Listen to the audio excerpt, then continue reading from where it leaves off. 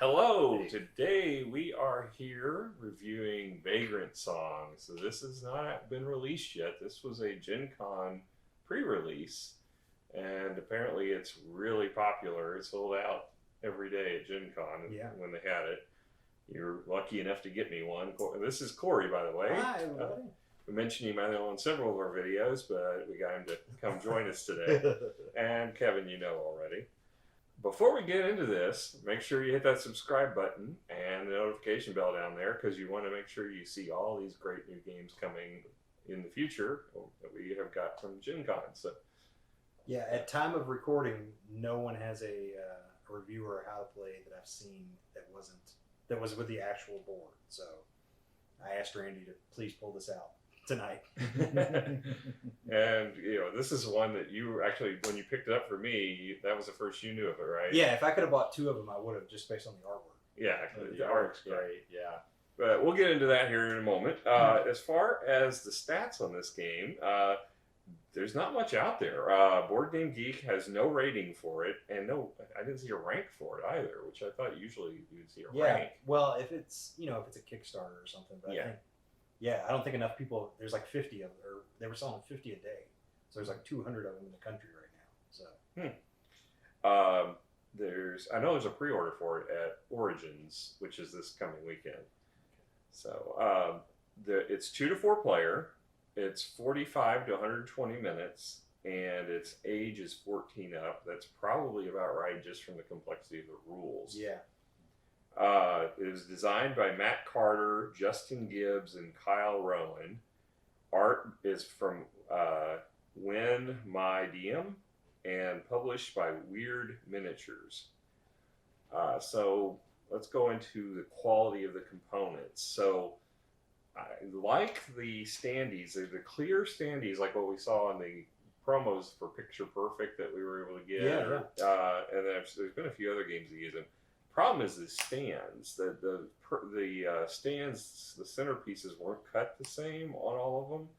And when I tried to put the figure in, one of the stands, the base is just completely snapped in half. They're not the best sturdiness on the bases, and for some reason there were only 10 when there's 20 of the ghost figures. So I don't know if their expectation was you're going to take them in and out, but once you do, they're going to start falling out. So I really think that was a poor choice. So I've written the company to get a replacement for the broken one at minimum, but I'm hoping that they'll send me enough to supply the rest of the 10. I just didn't understand that at all, especially when they put a flyer in the box saying they gave extra hearts and extra bases. There were no extra bases. Maybe there were extra bases. Maybe you're only supposed to get 4 or something. Yeah, it seemed like a really odd choice, and that their expectation is you're going to be taking the inserts in and out each time. The board is really pretty, but that's more under theme. But it's a long, thin board. It's longer. It's supposed to be 3 train cars, and you're moving through it. So it's narrow and long. Right. And then it's got a humanity track across the top for tracking, because the goal in this game, which we'll get to more in gameplay, is you've got these ghosts, these spirits that you're trying to bring back to being human. And so instead of actually wounding, you're actually healing, which is kind of strange. And it's a campaign-based game, so you're going to keep building through it. But as far as quality, the dice, I like the dice. They're okay. They're pretty nice. The token quality is actually pretty good, and it has a linen finish on the tokens. Yeah, and I noticed when they were demoing this at Gen Con, they fit perfectly in a coin capsule, because I thought they were plastic originally. I didn't realize they were going to be cardboard till we saw it tonight. So yeah, the cards, when you first get them out, they're sticking together pretty bad. Oh yeah. But you said that I didn't really feel them too much, but they have no linen finish. They're smooth, but they're kind of heavy gloss. They've got something, they're plasticky feeling. But they're pretty good thickness. So that's pretty much. Well, you got these little clear carts, which are really pretty. But I don't know why you have so many of them. That's the extra. That's the extra, but you only need one that we know because of. the vendor that makes this game sells those in bags of 50. They didn't pay to have them separated. So you can get a dime bag of pretty hearts. Plus, these are tiny. You could probably lose them. And I'm guessing in the scenario book, there's probably some stuff where those will come into play. I assume there must be. We could have used those as turn markers too. Mm-hmm. Like, there's a lot of things we could have done with them. Yeah. So all in all, apart from, I may hedge my judgment on this one until I get a response back from the vendor on the broken base and the replacement for the missing, what I consider to be missing bases. Right. But what you do have, I'm going to give it a 7 because I like the quality of the board, even though it is glossy, and the cards are okay. But I really do like the standees when they work. I think I too would go with about a 7. The standees are nice. The quality of the print on them is a good quality. Mm-hmm. And yeah, I mean, the other components are good.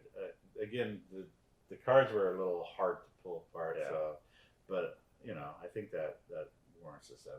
Yeah. What do you think, Corey? Are we talking just component quality? Yes, component quality. Quality. I think 7's fair. The only thing that could have really raised it for me is if they had made, because these coins are such a vital part of it, if they had made these metal, like actual hobo nickels, because I think that's the idea of these. They're like carved. Each person has their own kind of carved design, like their hobo nickels. So, if they'd have made that an actual metal piece, I think that would have had. But I mean, that's just unnecessary weight and cost. Mm-hmm. I'm fine with cardboard pieces too. Okay, so moving on to theme. The theme of this is super fun. I mean, that's what drew me to this when I was going through the catalog. I knew nothing about this game, but I saw the art and I saw that it was a train hopping ghost train. Yeah, it's not really a train game, but yeah, it's a ghost train. You're on a train. Yeah, but you're hopping But you're the train. yeah, you're a hobo. You're a hobo. Yeah. You're going through A the cards. vagrant. Oh, that's true. I would Vagrant. bet money that when this was pitched, it was called Hobo Song. And they were like, Vagrant Song. But yeah, it was a super fun theme, and and then when I saw the art, and it reminds me of like the really old cartoons, like the Betty Boop. exactly. Felix the Cat. All those. Well, in that Cuphead game that was so popular last Cuphead. year, I mean, some of these guys, there's a devil figure in here that looks like the devil from Cuphead. So I think they definitely picked up on the success of that and said, hey, let's make something that looks like that. Yeah, they definitely looked at all the old cartoons, the old comic strips like Little Abner, all those things, and you got that influence from there, and I think it paid off. Yeah, because I mean it's just simply gorgeous. I mean the board is eye candy. The miniatures are beautiful. The player boards they're more like a player card. They're not really a board, but they're very pretty. It's definitely going to attract some attention if people are walking by and seeing this on your table. Right. I'm probably at a 9, if to maybe even a 10 on this as far as theme. It's just a fun theme. Yeah, I mean, I would go with a. I mean, I just love that art. I love the art. I love everything. I'm going to go 9.5. Okay. 9.5. I would give it a 10 on theme. I think they did a great job with the look of it and maintaining that throughout. So, instead of drawing something that just gives you health, you have to find an apple to eat. If you're trying to keep the ghost away, you need salt. Like, they took a lot of the mechanics of kind of mythos of ghosts and made them effective, and also like that train hopping culture fits in there. You draw your tokens out of a bindle. Right? Yeah. That's true. And the equipment that you found, everything was broken. It It wasn't good. It was all good quality. But it's still powerful. Usable. So yeah, I thought that this just it exudes theme and it carries it into the gameplay really well.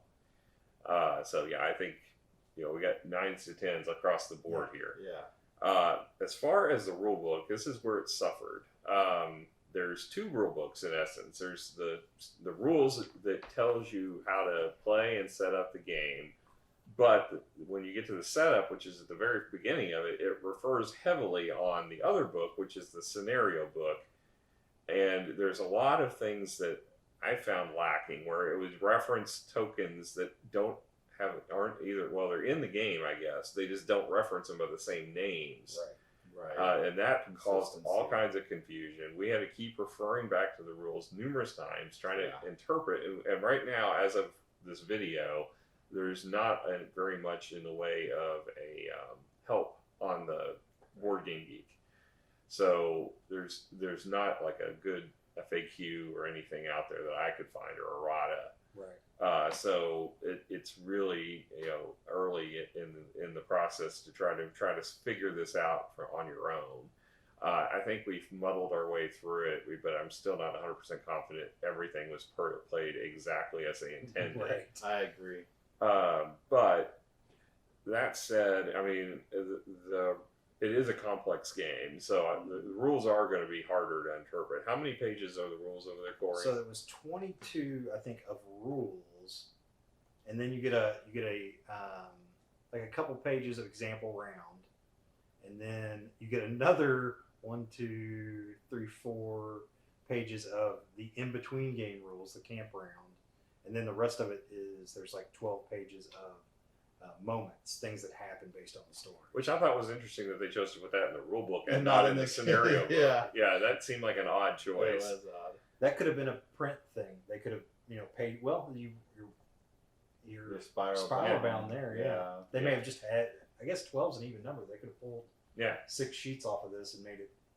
It seemed like an odd choice because everything else that was scenario based was over here, and in this one is actually 100 pages, front to back. It's got from what it looks like, there's 8, 15, 23 scenarios in the book, and it looks like it's divided into 4 chapters.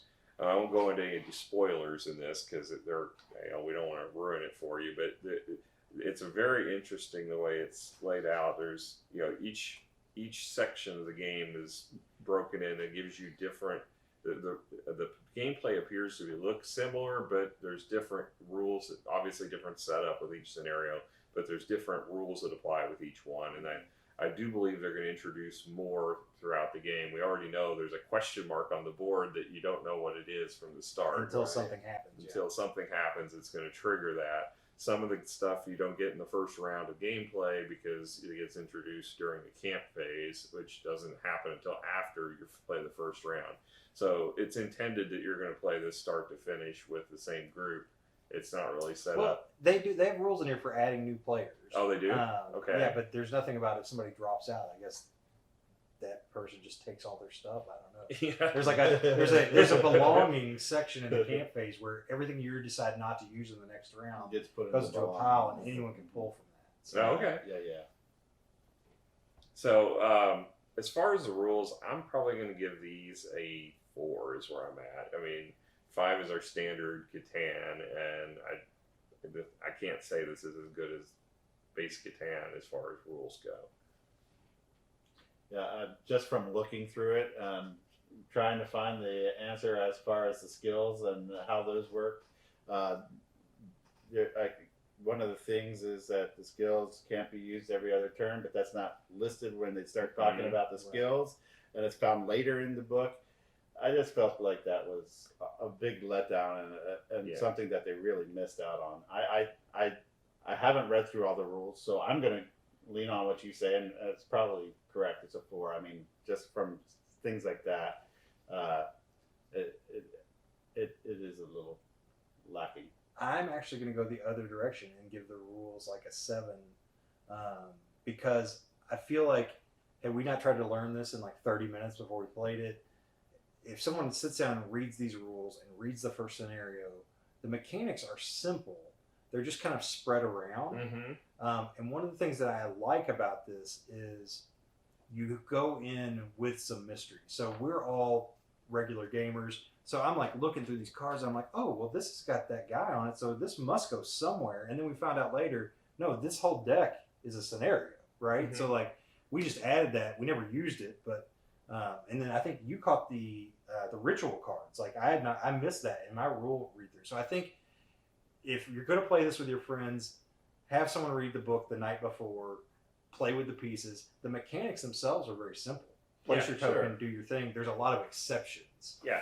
And that, is in the scenario book, that's in the skill cards, but the mechanic of place your coins and do those things, I think is pretty simple. Well, that's more into the gameplay, though, right? Because the gameplay we write separately, right? But I think the book does a good job of telling you that, except for the skill thing, because we would have only caught that if we had not played. If I didn't use that character, we wouldn't have known it, right? Yeah, we'd have just been using that skill over and over again. So, I give it a 7 because I think it's all in here. I think you have to be open to playing blind to some of the stuff until you hit it in the scenario. But I think it's all in here. I was skim reading it as fast as I could, while Randy was eating dinner. So, I was going through trying to learn to teach this game as quick as possible. There not being any instruction online other than the tabletop simulators, which are not great to learn on. So, I don't know. I give it a 7 though because it does have some issues with like unmarked. Like there was one of the tokens that it referred to that's not in the cards, and it may be in a scenario book referred to as those. Like these haint effect tokens may become cadence tokens or whatever in that scenario. So we don't know yet. Well, we do know that there's a reference in the first scenario to the token for your humanity track that was not named the same in the book. Okay. Yeah, that was one of the big problems. That threw me for a good long while because it's like I don't know what one this is, and we had the heart, but the heart was in there, and all it said was haint. It didn't say anything below it. It just said haint. Right. And it was like there was clearly some lack of definition around what the tokens were in this. I'm just gonna do a quick rail split here, and we're gonna lose the train track. I don't know. Clever segue. Does haint sound racist to any of you? Every time I said it, I felt like I was saying a bad word. I always felt like I was saying, like, can't do it. Ain't gonna do that. Right. Yeah. I mean, it's definitely in with the vagrant thing and the whole theme. I didn't understand why it was a haunt. I was trying to figure that out the whole game. I think that's that 1920s thing. I think this was probably originally called Hobos versus Haints. And then they were like, no, we can't do that. They all sing a little bit. It's a VagrantSong. They don't all sing actually, but a couple of ours did. So.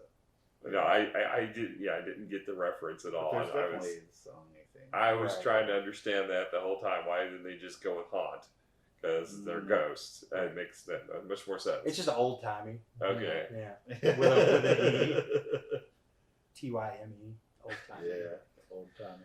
All right. So moving on to gameplay. So the gameplay in this, it is campaign based. It's intended you're going to build up and level up your characters. I don't know about leveling, but you'll gain more skills, you'll gain more equipment. Junk. Yeah. So you're ultimately going through a whole series of stories in this game, that all take place on this train. And you basically are trying to get back off the train. You got on the train, didn't realize it was haunted, and now you want to get off the train, but you don't know how. We don't know. That's what's in the excerpt on the the intro. The intro. Oh. So spoiler. Well, yeah. It's if you read the back of the box. You get intro.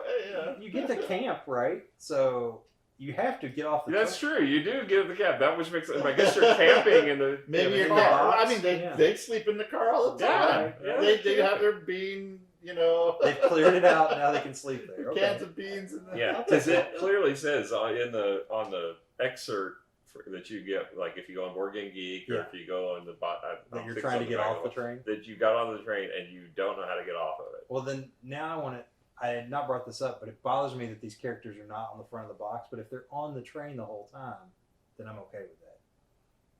Which one? Like the characters, like they're on the side of the box, but I would love Oh. if the front of this was like them running away from the train, all long-legged, you know. But if they've got to be on the train the whole time, then yeah, that makes sense. Good art choice, guy or girl that did the art. I don't remember your name. Individual. Yeah.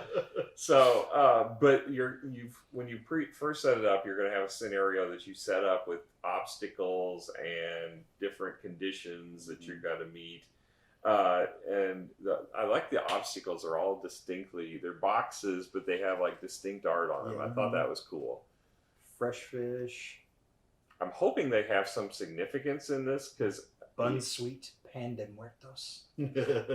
yeah, I hope that they have like some individual significance though, because they showed them specifically these boxes in this scenario, and it's like, are they just going to be a box, or is there a reason I'm putting this one in this spot? Well, there's stuff on the back of them too. Spoiler. Yeah. So I'm assuming that there's something to do with these. Like dangerous hill sign. I don't know. Maybe at some point they're just. Yeah, I think you use them for other scenarios for other things. Purposes. I do like that some of them are like canned meat from Hell Company. Yeah, what's this one? Choo Choo Fizz, some kind of soda. Yep, old fashioned pop. So yeah, they got different fun little wording on them.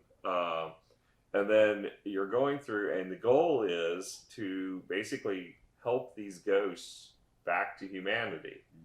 And you have to, each scenario is going to be slightly different as far as your win condition. But you're trying to ultimately, you've got this track of hearts, and you've got to reach a certain number of hearts. It goes all the way to 30 for some of them. Yeah, some of them are going to be pretty hard.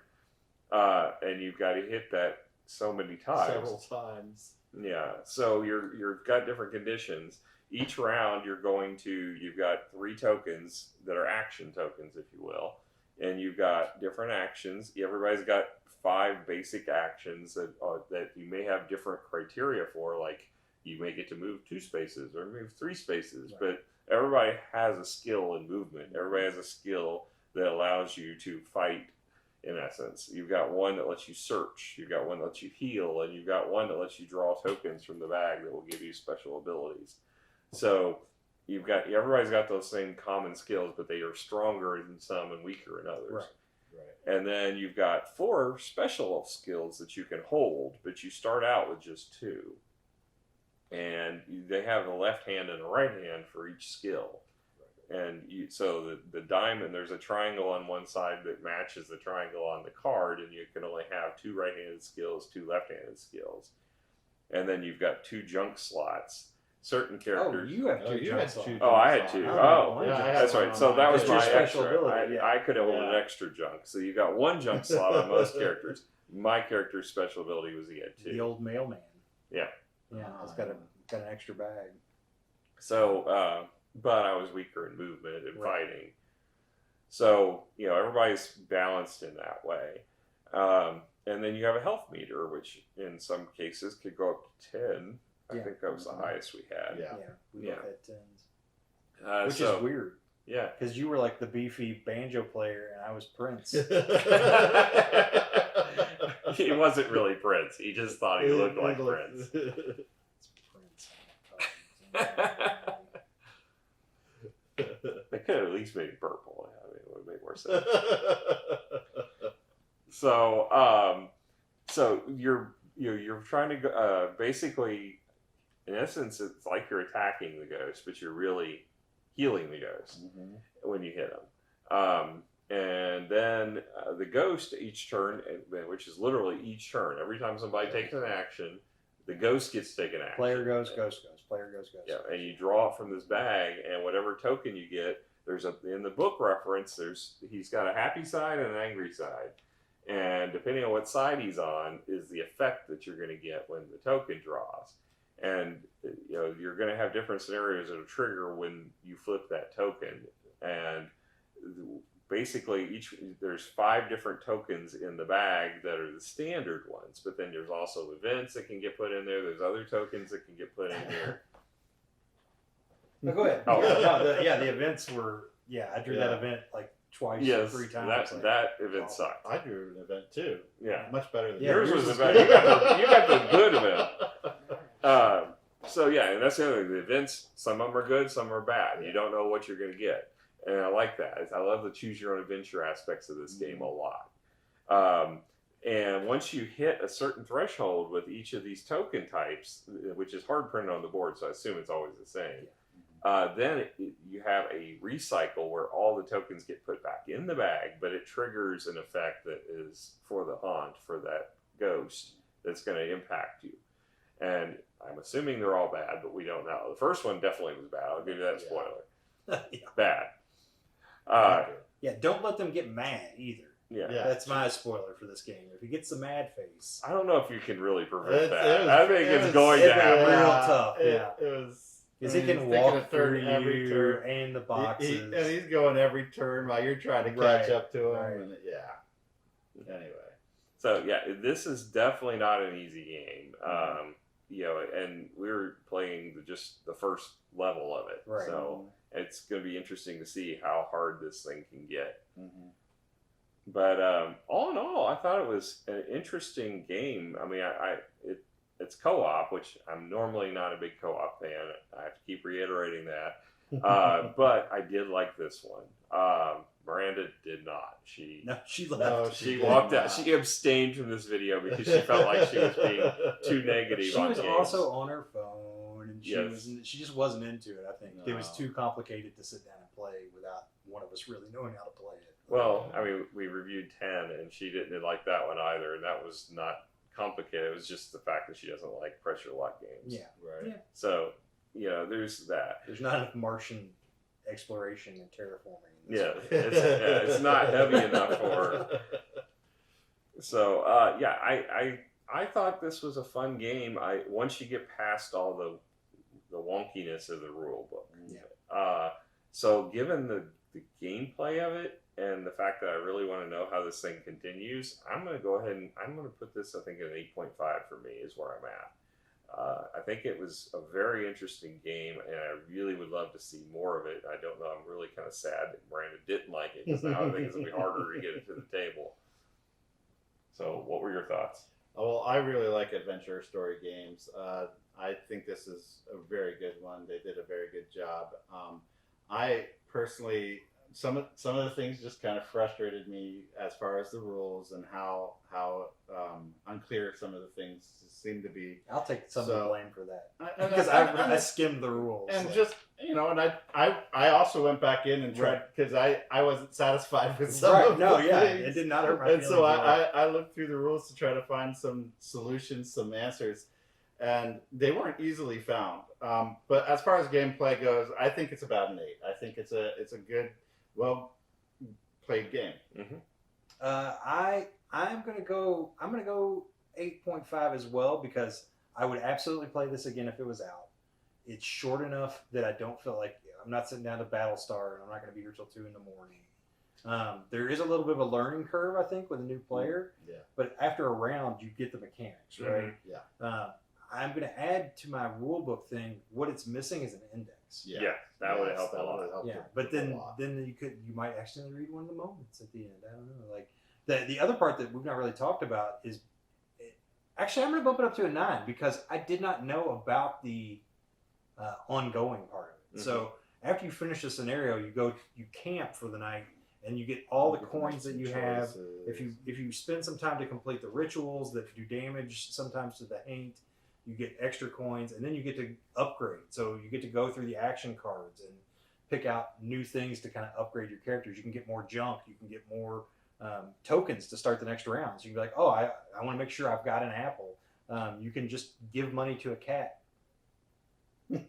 for some reason. Magical cat. And then you get the option to do a seance, right, before the next one, which we didn't get into because that's start of scenario 2, essentially. And at the end of the camp, you get another story choice. Yes, you get it. So each of your hobo tokens has got a letter on the back, and we all voted for it. Mm-hmm. So, yeah, I'm going to say 9 because I'm intrigued by what all the stuff we didn't use is going to do. Mm-hmm. Like, it's not something where I'm going to be like, Randy, we have to play this every time I come over. But it's something that if it ever hits a table, I'm going to want to play it. Right. Yeah. Yeah. Well, I'm really concerned about that cat. That cat really bothered Did me. you see the picture? Well, yeah, he's got like horns, but little horns. he came out of nowhere. There was no mention of this cat in the story. The cat, there was no mention of him all throughout the story. And then suddenly he's there taking our coins. And we're like, okay. Yeah, we're just handing him coins. There you go. Hey, you're a cat. We'll Okay. trust you. He also sells you communicate things, with though, you. so it's okay, right? Yeah, and you can communicate. I have with a us. feeling Why he's not? going to be the big bad at the end of this This thing. is the weirdo thing that you fought ghosts for a night and survived, and then a cat comes up and talks to you. I'll take that. Like all day long. I still think he's going to end up being the big bad in this. We're going to get the end, and we're at the battle. Yeah, Monstro It Cat. does kind of Dungeon look like Master that becomes guy the maybe, villain. or that guy. I don't know. It could happen. So, well, that's our impression of VagrantSong. So this one, like we mentioned, is not available in stores as of now. Right. It may be coming out. I don't know if Origins is just a pre-release. Again, sign up there for it, or if they're actually going to have any in stock to buy there. But it was flying off the shelves at Gen Con, and I was very lucky to get a copy. Matter of fact, I got hit up like yesterday from somebody on Board Game Geek wanting to know if he could buy my copy for $200. And I almost sold it to him, but I wanted to get it to the table first for you guys.